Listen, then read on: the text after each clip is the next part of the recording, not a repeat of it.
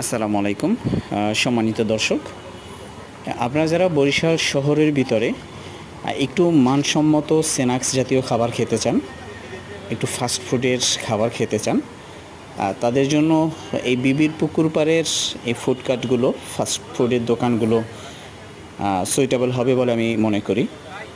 এখানকার খাবারের মান এবং এখানকার পরিবেশ, বিবির পুকুরের চমৎকার ভিউ এবং এই ফুডকার্টগুলোর খাবার পরিবেশনা, খাবারের মান, এগুলো যথেষ্ট কোয়ালিটিফুল মনে হয়েছে আমার কাছে।